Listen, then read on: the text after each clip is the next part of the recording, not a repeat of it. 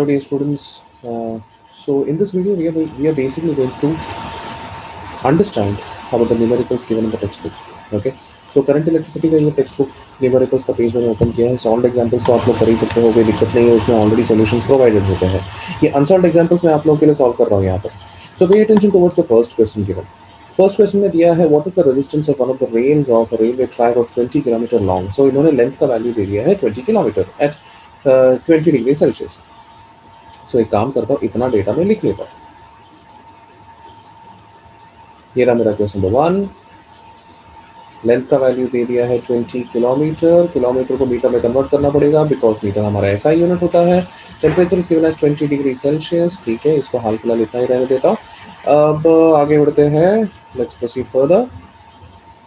The cross-section area of rail is given as 25 centimeters square, and the rail is made of steel having resistivity at 20 degrees Celsius as 6 into 10 to minus 8 ohm meter. So resistivity का value 6 into 10 to minus 8 दिया हुआ है. Area of cross section का value 25 centimeter square दिया हुआ है. Let me write down the data. Area of cross section is 25 centimeter square को meter square में convert करेंगे तो 10 to minus 4 meter square. And resistivity is given as 6 into 10 raised to minus 8 ohm meter. इतना इन्होंने दिया है यहाँ पर. अब यहाँ पर उन्होंने पूछा, इनिशियली क्वेश्चन के एकदम बिगनिंग में ही पूछा था व्हाट इज द रेजिस्टेंस.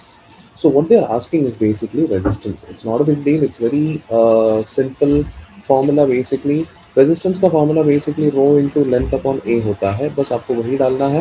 रो का वैल्यू कितना दिया है भाई 6 into 10 raise to minus 8 multiplied by length का वैल्यू दिया है 20 multiplied by 10 raise to 3 upon area का वैल्यू दिया है 25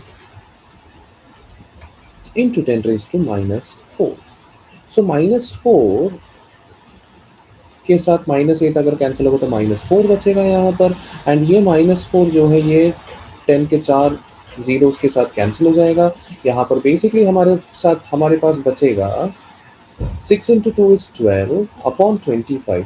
सी 1 अपॉन 25 इज बेसिकली 0.04. ये चीज़ें हमेशा दिमाग में रखना. ये कुछ कैलकुलेशन टेक्निक्स होते हैं जो आपको सॉल्व करने में बहुत हेल्प कर सकता है. या फिर अगर आपको ये समझ में नहीं आया तो कोई दिक्कत नहीं, मैं दूसरा एक और टेक्निक बताता हूँ आपको. सो 12 है यहाँ पर, 6 इंटू 2 12 होगा. सो एक काम करता हूँ मैं, ऊपर नीचे 4 से मल्टीप्लाई करता हूँ. तो ऊपर अगर 4 से मल्टीप्लाई किया सो 12 मल्टीप्लाइड बाई 4 48 मिलेगा. 25 इंटू 4 आपको क्या मिलेगा 100 मिलेगा. 48 upon 100 the answer is going to be 0.48 ohm. That's your answer. Please pause the video and note it down. So dear children, हम लोग बढ़ते हैं अभी सेकेंड सम की तरफ. फर्स्ट सम हो गया करके मैं विश्वास रखता हूँ, आप लोगों ने नोट डाउन कर लिया करके विश्वास करता हूँ मैं. Proceeding towards the second some. Now before proceeding towards the second sum, let me show you the question first of all.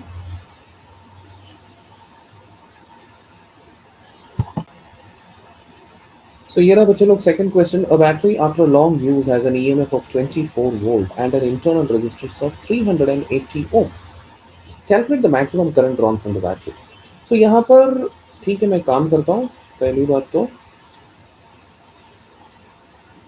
Data लिख लेता हूँ. EMF is given as 24 volt and the internal resistance is given as 380 ohm. So this is the data they have given. अब यहाँ पर उन्होंने पूछा है कि भाई करंट मैक्सिमम कितना जा सकता है. आई मैक्स मैक्सिमम करंट का वैल्यू अभी कैसे निकालेंगे. देखो सिंपल सा फंडा है ये. मैक्सिमम करंट का वैल्यू बहुत ही इजीली हम लोग निकाल सकते हैं. एक बात हमेशा ध्यान में रखना कि मैक्सिमम करंट या मैक्सिमम पावर ऐसा कुछ भी अगर चीज वो लोग बोलेंगे तो उस टाइम पे एक हिडन डेटा होता है. हिडन डेटा ये होता है कि इंटरनल रेजिस्टेंस एक्सटर्नल रेजिस्टेंस के इक्वल होता है. ये चीज हमेशा दिमाग में रख लेना. Whenever internal resistance is equal to external resistance, that is the only spot where you can draw the maximum current और मे बी मैक्सिमम पावर. इसको अगर सब्स्टिट्यूट मतलब ये वैल्यू के दिमाग हिसाब से अगर सोचेंगे तो कैपिटल आर का वैल्यू हो जाएगा 380. ओके, 380 ओम. अब उन्होंने पूछा करंट. सो सिंपल सा फंडा भाई, आई का वैल्यू जो होती है वो E upon R plus R होता है. ये मैंने आपको प्रूव करके दिखाया है. बस आपको वैल्यूज डालने हैं अभी. It's basically 24 upon 380 plus 380. Okay, so 380 plus 380 that will B 2 times 380. सो ठीक है भाई, बेसिक कैंसिलेशंस कर देते हैं, ये 12 टाइम्स आ जाएगा नीचे। अब यहाँ पर अगर मैं 4 से भी काटने की कोशिश करूँ, चलो ठीक है, 380 का हाफ कितना होता है, इट्स बेसिकली 190।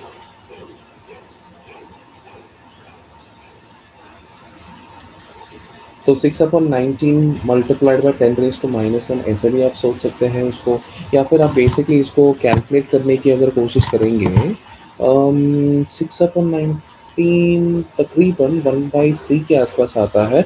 आप इसको अगर लॉगरिथम डाल के सॉल्व करने की कोशिश करेंगे, then your answer will be 0.0316 ampere. आप इस चीज़ को ऐसे भी लिख सकते हैं, या फिर आपको थोड़ा सा एडजस्टमेंट करना है, आप वो भी कर सकते हैं। I tell you what kind of adjustment can be done in this case.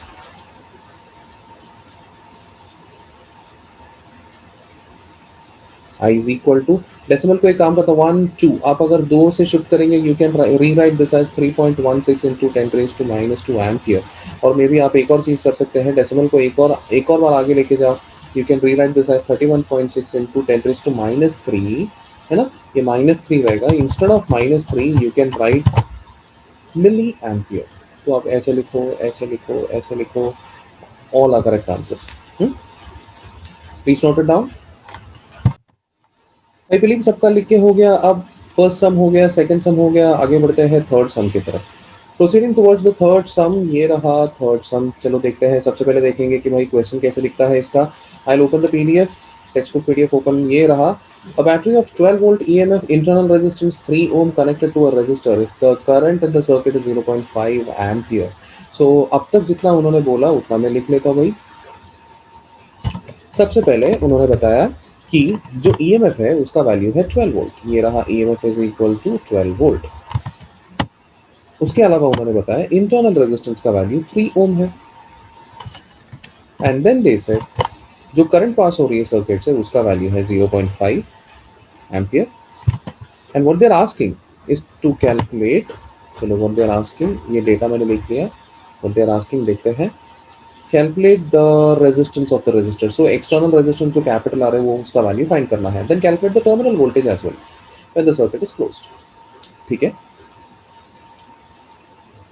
what they're asking is capital R, they're also asking the terminal voltage। तो पहले कैपिटल आर निकालते हैं। आई नो, देखो अभी आपको स्मॉल आर, कैपिटल आर, ई, आई, इन सारे terms को use करना है, तो ये सिंपल सा फॉर्मूला यूज कीजिए, E is equal to R plus R का formula, sorry I is equal to E upon R plus R का फॉर्मूला यूज कीजिए। आई की जगह पे आप लिखेंगे 0.5, 0.5 को आप 1/2 भी लिख सकते हैं, that is not a problem. Then E की जगह पे 12 लिखेंगे, स्मॉल आर की जगह पे 3 लिखेंगे, प्लस आर। ओके, अब क्रॉस मल्टीप्लाई अगर करेंगे, you will be getting 3 plus R is equal to 2 multiplied by 12 is 24। अब उसके बाद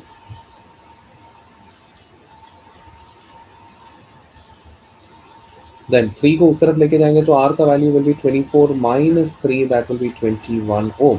सो this is the value for capital R, जो उनका सबसे पहला सवाल था।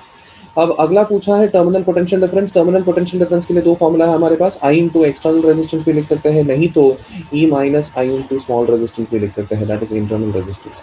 इन दोनों में से कोई भी फॉर्मूला यूज करो, बेसिकली घूम फिर के सेम ही आंसर मिलने वाला है। तो मैं काम करूंगा, सिंपलर फॉर्मूला यूज कर देता हूँ, दैट इज आई का वैल्यू कितना है भाई 0.5 मल्टीप्लाइड बाय रेजिस्टेंस का वैल्यू हो जाएगा 21।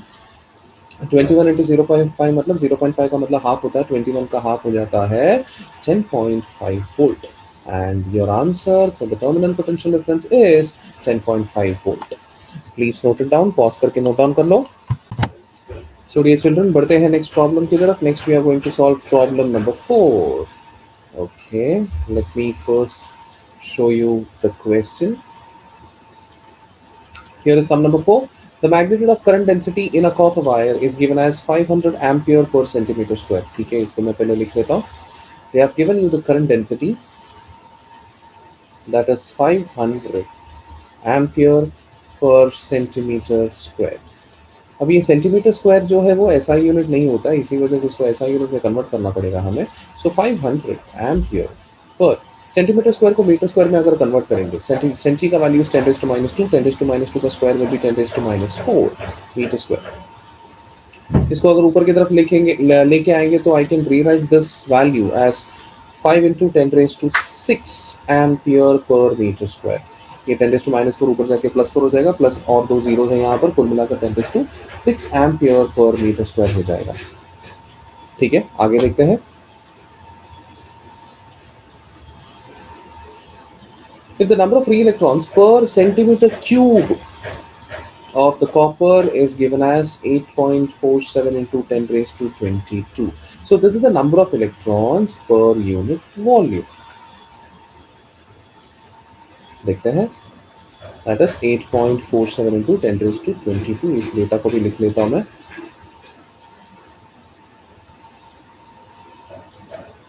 So the number of electrons per unit volume को हम लोग generally small n से denote करते हैं। They have given the value as 8.47 into 10 raised to 22.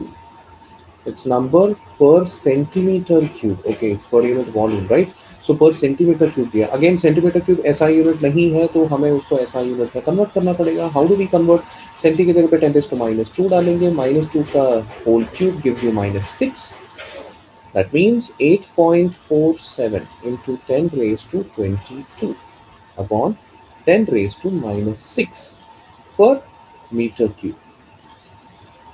Okay, -6 ऊपर की तरफ चला जाएगा, +6 बन जाएगा, so n will be equal to 8.47 into 10 raised to 28 number of electrons per meter cube.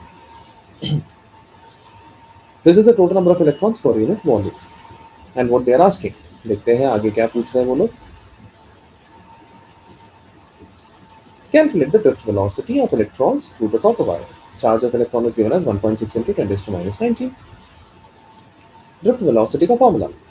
अब हम जानते हैं कि ड्रिफ्ट वेलोसिटी उन्होंने पूछा है, तो ड्रिफ्ट वेलोसिटी का डायरेक्ट फॉर्मूला हम लोग यूज कर सकते हैं। It is basically J/NE, where n is number of electrons per unit volume, जो यहाँ पर दिया हुआ। What you have to do is simply substitute the values. 5 into 10 raised to 6 upon 8.47 into 10 raised to 28 multiplied by 1.6 into 10 raised to -90। पहले 10 के power को एक साथ जोड़ देंगे हम लोग।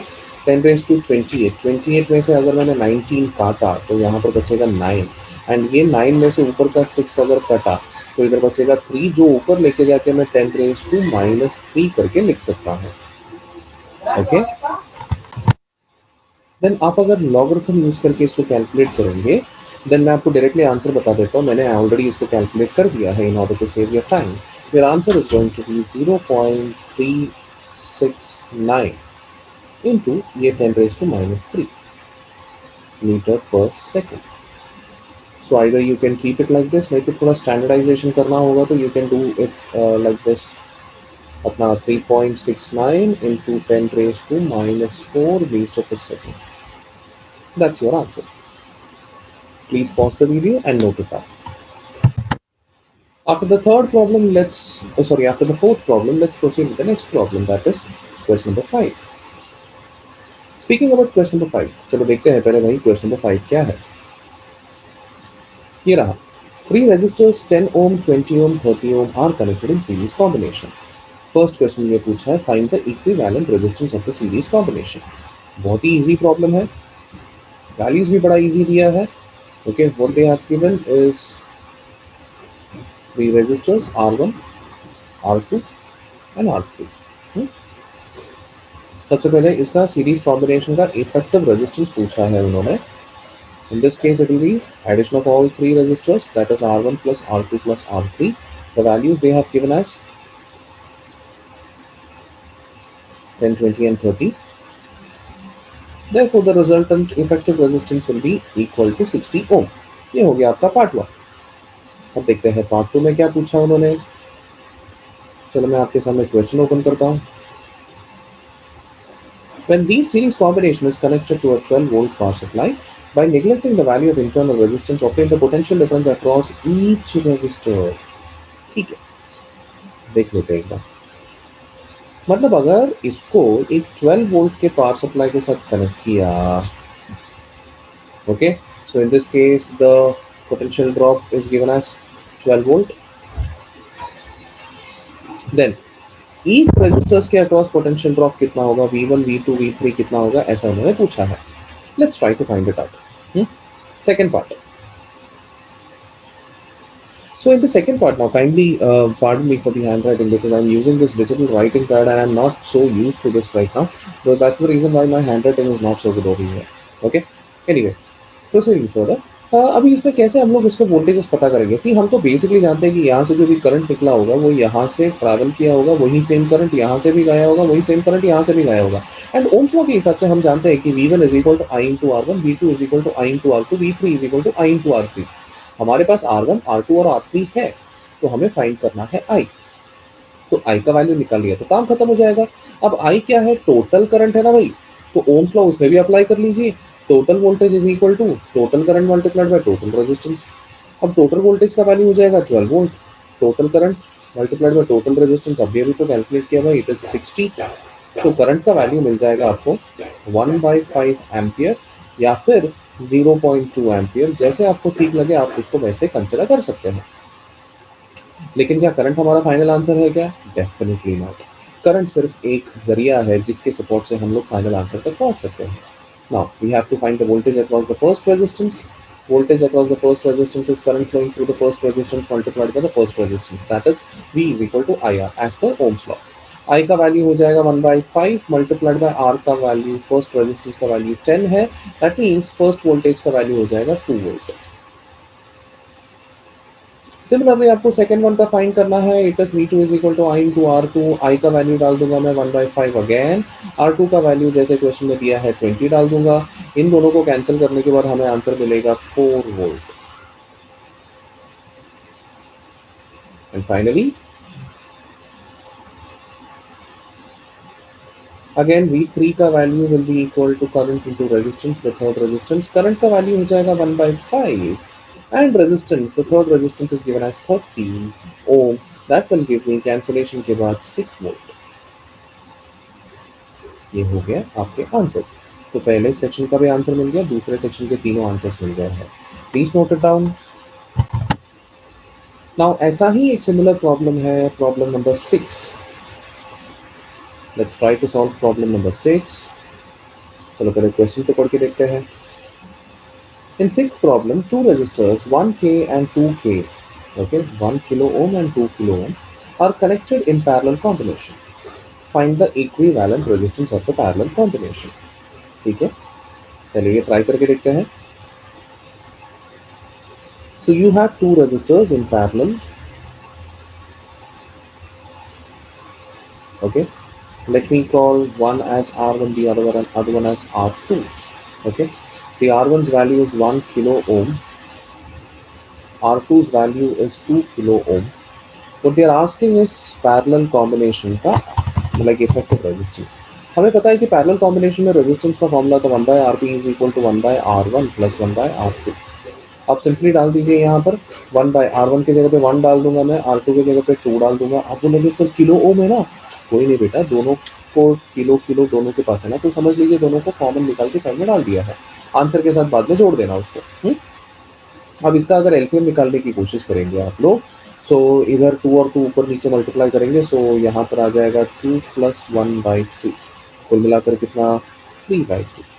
ये क्या था 1/RP था, देयरफॉर RP का वैल्यू हो जाएगा 2/3 किलो ओम। ये हो गया आपका आंसर।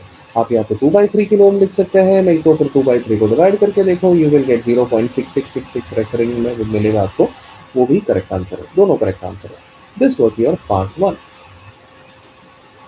अब हमें देखना है कि भाई पार्ट 2 में क्या है। चलो क्वेश्चन की तरफ बढ़ते हैं। In part 2, what they have said, when this parallel combination is connected to 9 volt supply, by neglecting internal resistance, calculate the current through each resistors. Okay, इस बार करंट मेजर करना, पिछली बार वोल्टेज मेजर करना था हमें। पैरेलल कॉम्बिनेशन में 9 volt connect किया है, ऐसा बोला है इन्होंने 9 वोल्ट।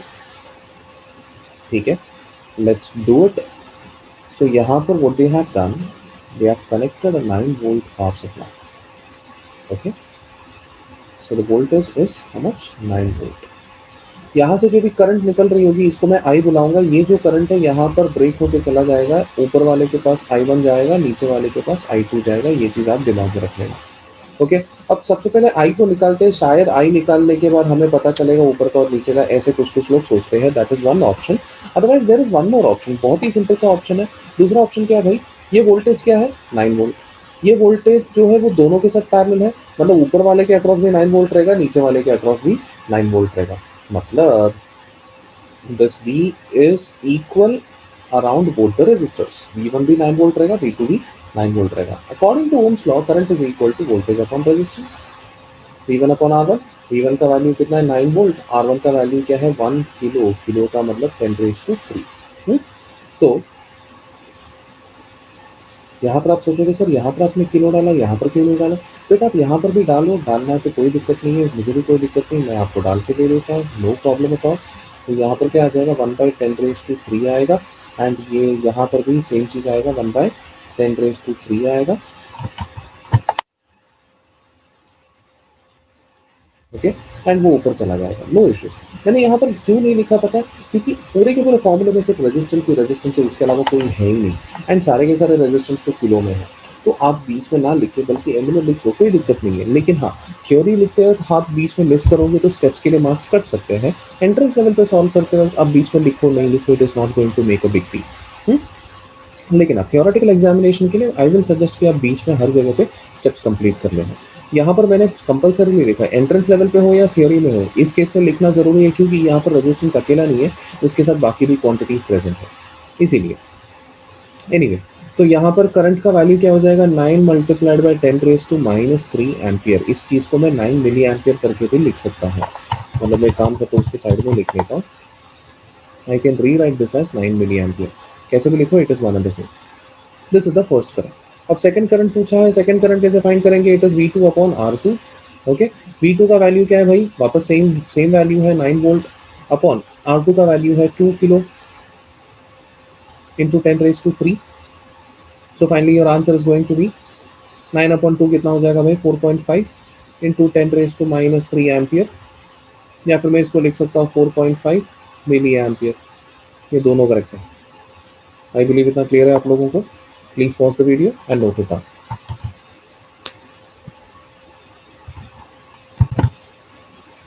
आगे बढ़ते हैं नेक्स्ट क्वेश्चन की तरफ। क्वेश्चन नंबर 7 की तरफ आगे बढ़ना है हमें भी।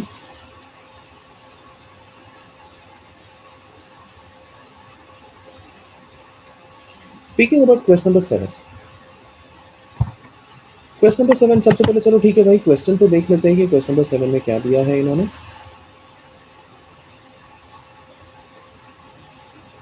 A silver wire has a resistance of 4.2 ohm at 27 degrees Celsius and a resistance of 5.4 ohm at 100 degrees Celsius.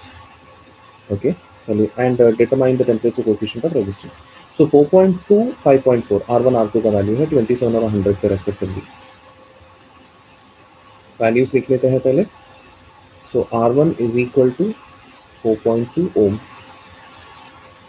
Okay, ये R1 का वैल्यू है आपका। R2 का वैल्यू कितना दिया भाई 5.4 ओम। T1 का वैल्यू 27 डिग्री सेल्सियस, T2 का value 100 degree Celsius, and what they are asking is alpha. Alpha का फॉर्मूला तो आप जानते ही हो, it is change in resistance upon initial resistance multiplied by change in temperature. बात खत्म। चेंज इन रेजिस्टेंस इन दोनों को सब्ट्रैक्ट कर दीजिए, 5.4 माइनस 4.2 गिव्स यू 1.2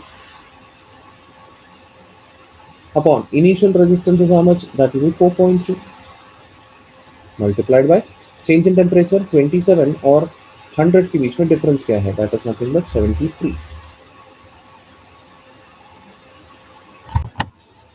आप इसको अगर लॉगरिथम यूज करके कैलकुलेट करेंगे तो आपको आंसर मिलेगा 3.91 इंटू 10⁻³ एंड इसका यूनिट हो जाएगा degree Celsius inverse. That's your answer, please note it down. आगे बढ़ते हैं नेक्स्ट सम की तरफ। सम नंबर 8, पहले क्वेश्चन देखते हैं।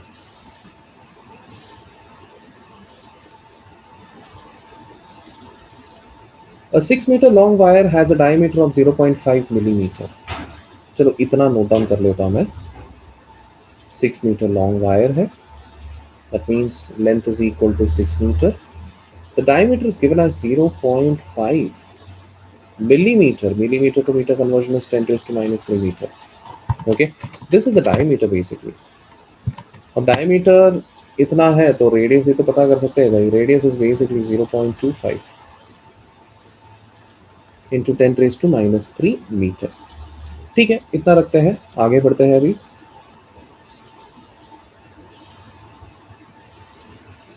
Find the resistivity. Oh sorry, it's resistance is given as 50 ohm. 50 ohm का रेजिस्टेंस दिया है. Find the resistivity and conductivity.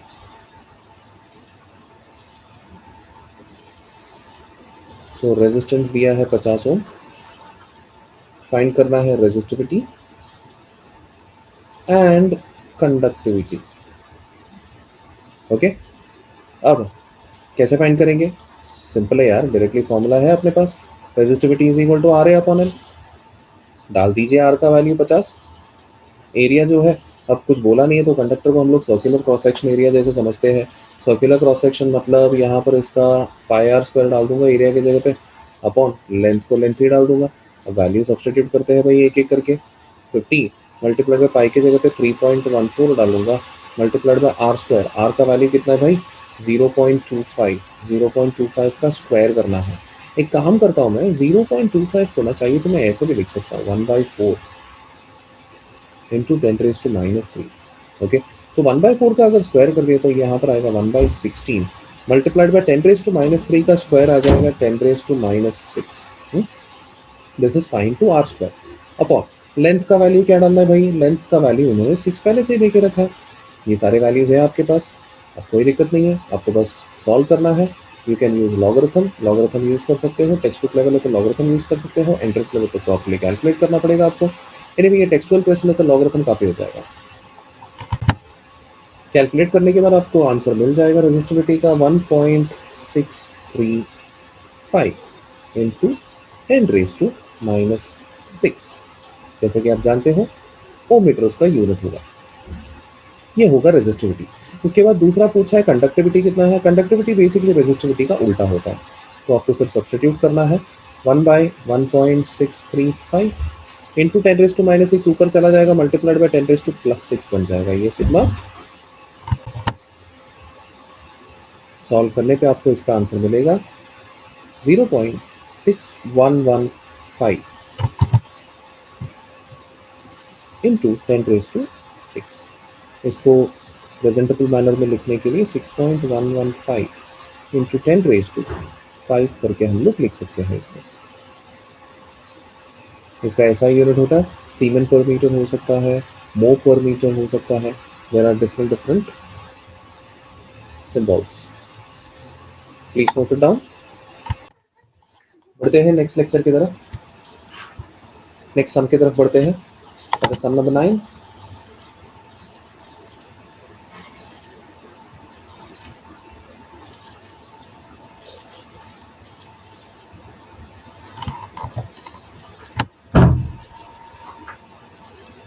Find the value of resistances for the following color code: blue, green, red and gold. See, इसके लिए तो आप तो जानते ही हो कि इसके लिए आपको क्या करना पड़ेगा. आपको इसको स्पेसिफिकली इसका कलर कोड का सीक्वेंस याद रखना पड़ेगा. Okay, so if you remember BB ROY of Great Britain वाला जो है फंडा, वही आपको यूज़ करना है. So BB ROY of Great Britain के हिसाब से BBROYGB ऐसे देखा जाएगा तो blue is the 7th colour. 7th colour अगर है तो उसके लिए मैं आपके लिए स्पेशली अभी स्क्रीन शेयर करने का जरूरत नहीं, मैं इधर ही बता सकता हूँ. 7th कलर है, this is the 7th colour, this is the 6th colour, this is the 3rd colour and basically BB ROY of Great Britain has very good wife का पूरा सीक्वेंस होने के बाद ये आता है 11th कलर में आता है ये.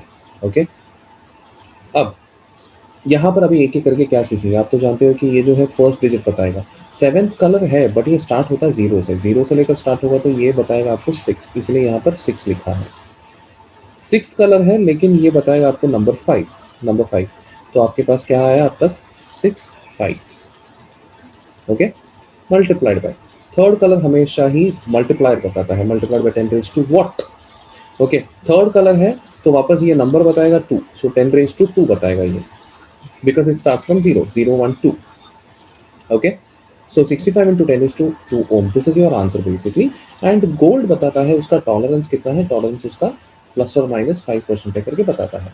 सो इन्होंने क्या किया, 65 इंटू 10⁻², को उन्होंने क्या किया, 6.5 इंटू 10⁻³ कर दिया, एंड 10⁻³ को उन्होंने किलो ओम्स करके लिख दिया. That's how they got the answer as 6.5 kilo ohm into 6.5 kilo ohm plus or minus 5%. Please note it down. Please pause the video and note it down. Great. अब बढ़ते हैं second के लिए. Second one, it's again बीबी रॉय वाला sequence ही use करना. First one black है, brown is the second colour, this is the second colour, black is the first colour, red is the third colour, silver is the 12th colour. Okay, now ये second colour है मतलब इसका digit रहेगा 1, first colour है मतलब इसका digit रहेगा 0. That means आपका नंबर रहेगा, आपका वैल्यू रहेगा 10 multiplied by red is again third colour मतलब इसका नंबर है 2 मतलब 10⁻² आएगा. 10 इंटू 10⁻² मतलब 10⁻³ 10⁻³ मतलब 1 kilo ohm. And silver 12th colour है, गोल्ड में 5% टॉलरेंस है तो सिल्वर नेक्स्ट कलर होता है उस पर 10% टॉलरेंस होता है, इसलिए प्लस और माइनस 10% डाल दिया. पॉज करके लिख लीजिए प्लीज. बढ़ते हैं नेक्स्ट वन की तरफ. नेक्स्ट वन में रेड एंड रेड है. Again we know that red is the third colour, this red is also the third colour. BBROY orange is the fourth colour, gold is the 11th colour. ये third colour है मतलब number 2, ये number 3 रहेगा. Okay, सो हमें मिलेगा, इसका answer मिलेगा 22 multiplied by 10⁻³ multiplied by gold के लिए 5% प्लस और माइनस 5%. 22 इंटू 10⁻³ जो है इसको 22 किलो ओम आना चाहिए. यहाँ पर एक छोटा सा प्रिंटिंग मिस्टेक है, there is no decimal over here, it's basically 22 kilo ohm. Okay, pause करके लिख लीजिए please. Next one, orange white red and gold. Orange में 4 आएगा, व्हाइट सो हैज वेरी, अभी basically BB ROY of Great Britain has very good white में अगर देखा जाएगा वो सीक्वेंस में सबसे लास्ट कलर है white. Okay, so white is basically the 10th colour, red is again the third colour, gold is the 11th colour. So ये 4 है तो ऊपर आएगा इसका करस्पॉन्डिंग नंबर 3 आएगा, इसके लिए करस्पॉन्डिंग नंबर 9 आएगा, इसके लिए 2 आएगा. So basically your value will be 39 into 10⁻² plus or minus 5%. So इसको मैं लिख सकता हूँ 3.9 kilo ohm. That is very much correct. Next, yellow white. BBROY में yellow is the 5th color. Okay. तो वायलेट का सीक्वेंस क्या है? वायलेट का सीक्वेंस अगर आप याद करने की कोशिश करेंगे, BBROY, okay, of Great Britain has very is violet. Okay, so very is basically 8th word, violet is 8th colour, तो ये हो जाएगा 8. ये है सेकंड. सो येलो के लिए मैं लिखूंगा 4, इसके लिए लिखूंगा 7, इसके लिए लिखूंगा 1. That means your answer is going to be 47 into 10⁻1 ohm. तो इसको अगर मैं डेसिमल को पीछे लेके आऊंगा तो यहाँ पर भी गड़बड़ हो गया थोड़ा सा. It's not 4.7 kilo ohm, it's basically instead of 4.7 they should have written 0.47 kilo ohm into, like silver के लिए प्लस और माइनस 10% वो करेक्ट है. सो ये नोट डाउन कर लीजिए प्लीज. ओके, तो ये सीक्वेंसेस में से आपको पता चल जाएगा कि आपको कैसे कलर कोड निकालना है. ठीक है, I am clearing this out. बढ़ते हैं नेक्स्ट क्वेश्चन की तरफ. 9th क्वेश्चन हो गया. Now the next question, that is 10th question. Find the colour code for the following value of resistors having tolerance 10%. तो इन्होंने बोला चारों जो वैल्यूज है ना इनका टॉलरेंस तो 10% है, मतलब कलर कोड में सबसे लास्ट वाला कलर तो कंपल्सरली होना चाहिए silver. Okay, silver stands for 10%. तो इतना तो उन्होंने खुद होके बता दिया है कि 10% उसका लास्ट कलर होगा, मतलब सिल्वर उसका लास्ट कलर होगा. ठीक है, इसको मैं इधर ही सॉल्व करता हूँ नीचे की तरफ. तो देखते हैं अभी वन बाय वन इसके कलर्स के बारे में देखते हैं. So the last colour is silver. So I'm going to solve the 10th one. 10th one का A part it is. Okay. अब एक ही colour 330. 330 is basically 33 multiplied by 10. Okay. 33 के लिए आपको 33 चाहिए. 33 अगर चाहिए दैट मीन्स आपको फोर्थ कलर 2 बार लिखना पड़ेगा. फोर्थ कलर कौन सा है? BBRO. O stands for orange. So आपके fourth colour, this is basically 3, 3, 10 and silver. Okay, so instead of 3 I'll write orange. और मैं काम को तो थोड़ा सा गैप दे देता हूँ. सबसे पहला वाला जो 3 है उसके लिए मैं लिखूंगा ऑरेंज. दूसरा जो 3 है उसके लिए भी लिखूंगा ऑरेंज. एंड जो 10 है, 10 मतलब 10 raised to 1, 10 raised to 1 के लिए मैं लिखूंगा बी बी, मतलब ब्लैक एंड ब्राउन. सो यहाँ पर आएगा ब्राउन. सो ये होंगे आपके स्टार्टिंग के 3 कलर्स. तो फर्स्ट वाले के लिए आंसर हो जाएगा कलर्स हो जाएंगे orange, orange, brown and silver. Please pause the video and note it down. Okay, पीछे की तरफ आता हूँ. अब मैं फाइंड करूंगा बी के लिए. सबके लिए लास्ट वन तो सही नहीं है, सिल्वर ही रहेगा. बी में क्या है, इट्स 100 बेसिकली. 100 मतलब क्या होगा, it will be 1 0 and then 10. तो 1 1 मतलब इट विल बी ब्राउन. सबसे पहला कलर ब्राउन. दूसरा 0, 0 के लिए ब्लैक. तीसरा क्या है 10, 10 मतलब क्या होगा 10 raised to 1, 10 raised to 1 मतलब इट विल बी 1 अगेन मतलब ब्राउन. सो आपका सीक्वेंस कैसे आएगा, brown, black, brown and silver. So it's like 1 0 10 10 into 10. ऐसे हम लोग 100 तक पहुंच सकते हैं. अदरवाइज एक और ऑप्शन है, हम है ना 1 इंटू 100 भी कर सकते हैं. 1 इंटू 100 अगर करना होगा तो क्या करना पड़ेगा, फर्स्ट डिजिट 0 होना पड़ेगा, सेकंड डिजिट 1 होना पड़ेगा, उसके बाद 100 के लिए 10 raised to 2 होना पड़ेगा. दैट मीन्स यहाँ पर फर्स्ट डिजिट क्या होगा, ब्लैक होगा. This is also possible. Second digit क्या होगा, ब्राउन होगा. एंड देन 2, 2 मतलब क्या होगा, थर्ड कलर. 2 मतलब हमेशा उसे एक कलर आ गया, 0 1 2, it is the third number. 2 is the third number, that means third colour choose करना. B B R, that means यहाँ पर रेड आपको चूज करना है. So brown, black, brown, silver भी करेक्ट है, ब्लैक, ब्राउन, रेड, सिल्वर भी correct है. फिर आप सोचोगे सर हम कौन सा लिखे, पहले वाला लिखे या दूसरा वाला लिखे. मैं सजेस्ट करूंगा दोनों लिखो, कुछ फर्क नहीं पड़ता है. Okay, please note it down. Pause the video and note it down. Okay great. मैं पीछे की तरफ बढ़ रहा हूँ अभी. इन सब चीज़ों को मैं लिखा रहा हूँ. All of them. Now let's move forward for the third one, C. Okay, 47 kilo ohm. कैसे लिखेंगे 47 kilo ohm, it's very simple. 4, सबसे पहले 4 आना चाहिए, फिर 7 आना चाहिए. Kilo stand for 10 raised to 3. सो 4, 4 मतलब फोर्थ नंबर चाहिए. 4 0 से लेकर स्टार्ट करेंगे तो 4 comes as the fifth number. तो फिफ्थ नंबर का मतलब फिफ्थ कलर यूज करना है. दैट मीन्स आपको yellow.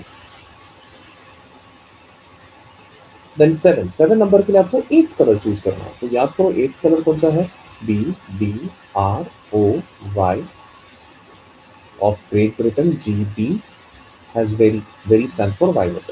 Very is the eighth one, वो violet आएगा. तो यहाँ पर क्या आना चाहिए, violet आना चाहिए.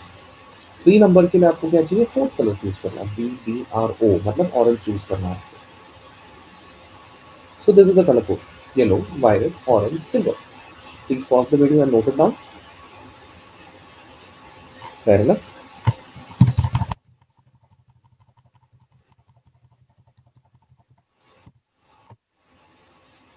Next D. डी के लिए 160 ओम दिया है. 160 ओम मतलब कैसे होगा, पहले आप 1 लिखोगे, फिर 6 लिखोगे, फिर 10 लिखोगे, है कि नहीं. सो यहाँ पर 1, 1 is the second number. Second number के लिए second colour that is brown लिखना है आपको. 6 is the seventh number. Seventh के लिए आपको सेवेंथ कलर लिखना पड़ेगा, दैट इज ब्लू. एंड 10 मतलब 10 raised to 1 है ना, मतलब 10 raised to 1. 1 के लिए आपको वापस सेकेंड कलर लिखना पड़ेगा, that is brown. Please pause the video and note it down.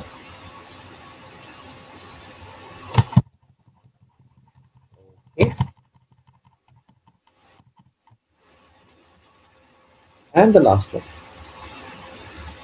1 kilo ohm. 1 kilo ohm को अगर तोड़ेंगे तो इट इज बेसिकली 1000. 1000 को अगर हम लोग तोड़ेंगे तो पहले 1 आएगा, फिर 0 आएगा, फिर 1 और 0 मतलब 10 हो गया इधर ही. 10 के बाद 1000 तक पहुंचने के लिए और 100 चाहिए. 100 मतलब 10 raised to 2 चाहिए आपको.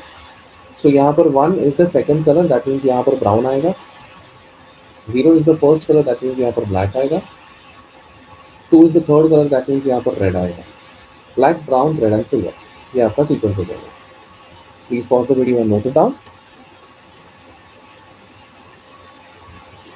बहुत ही बढ़िया। सो इसमें से हमने क्या किया, 10th प्रॉब्लम भी खत्म कर दिया हमने। अब आगे बढ़ते हैं 11th वन की तरफ। 11th प्रॉब्लम का अगर क्वेश्चन में रीड करूंगा, a current of 4 ampere flows through an automobile headlight, how many electrons flow through the headlight in a time of 2 hours. तो करंट का वैल्यू 4 एम्पियर दिया है, टाइम 2 आवर्स दिया है, कितने इलेक्ट्रॉन्स जाएंगे ये पूछा है। बड़ा ही सिंपल सा प्रॉब्लम है, मैं आपको करके दिखाता हूँ। चलो मैं पहले स्क्रीन ओपन करता हूँ। ये 9th वन नहीं ना, अभी तो हम लोग 11th वन तक पहुंच गए, राइट। सो इन्होंने करंट का वैल्यू कितना दिया भाई, 4 एम्पियर। टोटल टाइम कितना दिया भाई, 2 आवर्स। 2 आवर्स मतलब 2 into 16 minutes multiplied by 60 seconds. ये टोटल इतने सेकेंड्स का टाइम जा रहा है। और they are asking is number of electrons. Okay, so इतना डेटा देने के बाद अब हम नंबर ऑफ इलेक्ट्रॉन्स कैसे निकालेंगे, बहुत ही सिंपल है। तो basically we know that current जो होती है भाई, वो चार्ज अपॉन टाइम होता है, flow of charge per unit time. And charge का फॉर्मूला होता है number of electrons multiplied by charge of a single electron. So total formula ऐसा आता है। इसमें n को अगर आइसोलेट करेंगे तो I be getting I multiplied by T upon E. बस सब्सटीट्यूट कर दीजिए, आई की जगह पे 4 डाल दीजिए, टाइम की जगह पे 2 multiplied by 60 multiplied by 60 upon E की जगह पे डालूंगा मैं 1.6 इंटू 10⁻⁻⁹। अब 4 इंटू 2 क्या होता है, 8 होता है। 8 वन जार 8 0.2 जार, ऐसे मैं इधर डाल सकता हूँ। एंड इसको भी अगर थोड़ा कैंसिलेशन करके मैं आपको थोड़ा छोटा करने की कोशिश कर रहा हूँ। यहाँ पर 60 इंटू 60 3200 होता है। या फिर एक काम करता हूँ, इधर से मैं 0.1 कर देता हूँ, 2 का कैंसिलेशन करके इधर मैं 30 कर देता हूँ। क्या हो जाएगा, 30 इंटू 60 1800 हो जाएगा यहाँ पर। एंड वैल्यू इज 1800 ऊपर। एंड नीचे क्या होगा, 0.1 इज 10⁻⁻1, 10⁻⁻1 और 10⁻⁻19 गिव्स यू 10⁻20। ये ऊपर की तरफ आएगा, that will give me 18 into 10 raised to 22. That's your answer. Please pause the video and note it down. I am assuming कि हो गया है आपका। आगे बढ़ते हैं 12th प्रॉब्लम की तरफ। 12th प्रॉब्लम, चलो पहले मैं आपको दिखाता हूँ 12th प्रॉब्लम कैसे है। मैं क्वेश्चन दिखाता हूँ आपके सामने।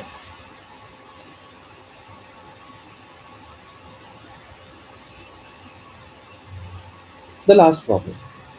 The heating element connected to 230 volt draws a current of 5 ampere. Determine the amount of heat dissipated in 1 hour. So current का वैल्यू दिया है, पोटेंशियल डिफरेंस का वैल्यू दिया है, टाइम का वैल्यू दिया है, हीट एनर्जी का वैल्यू फाइंड करना है।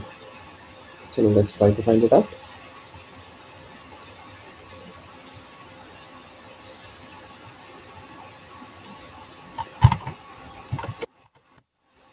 सबसे पहले उन्होंने पोटेंशियल डिफरेंस का वैल्यू दिया है 230 वोल्ट,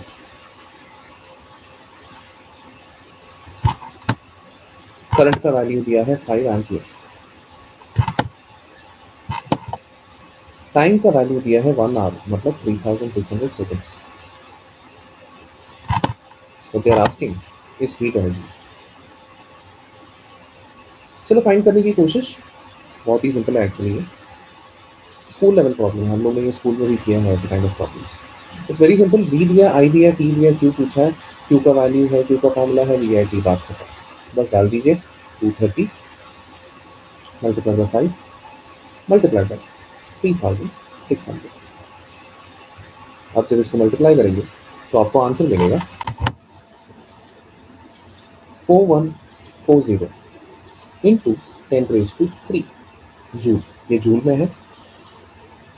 एक काम करता हूँ, 4140 किलो जूल लिखता हूँ। तो ऐसे आप लिखोगे तो भी आपको करेक्ट आंसर मिलेगा। लेकिन आप अगर टेक्स्ट बुक में देखेंगे तो उन्होंने आंसर में उन्होंने किलो कैलोरी के टर्म्स में दिया है। क्यों दिया है, क्योंकि उन्होंने जूल को कैलोरी में कन्वर्ट करने का कन्वर्जन फैक्टर दिया, तो कन्वर्जन फैक्टर को जस्ट उन्होंने यूज किया है। So what you have to do is just to divide that. अब डिवाइड करेंगे तो मतलब बेसिकली आपको क्या करना है, ये जो भी आपका आंसर है, इस आंसर को दैट इज 4140 अपॉन 4.2 अगर कर देंगे तो किलो एज इट इज रहेगा, जूल बन जाएगा कैलोरी। एंड डिवाइड करने के बाद आपको आंसर मिलेगा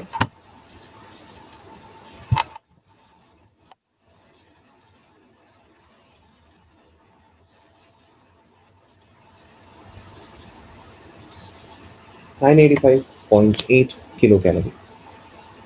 सो इसमें से हमने क्या किया आज के दिन में, आज के वीडियो में हम लोग ने बेसिकली क्या किया, we just covered all the numericals, all the unsolved numericals given in the textbook of your 11th standard in the specific in the chapter of current electricity, या फिर इलेक्ट्रिक करंट का जो chapter है वो chapter के अंदर के text book numericals मैंने अनसॉल्व न्यूमेरिकल्स खत्म किए हैं। इसके अलावा सॉल्व न्यूमेरिकल्स भी होते हैं, सॉल्व न्यूमेरिकल्स के सॉल्यूशंस ऑलरेडी आप लोगों के पास होते हैं, so you guys can figure it out very easily.